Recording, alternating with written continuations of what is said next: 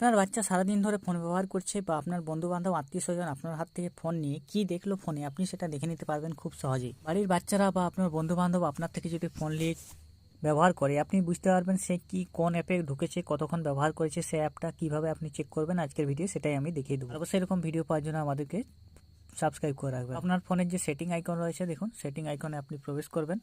Setting আইকনটা আপনি ওপরের সাইডেও পেয়ে যাবেন।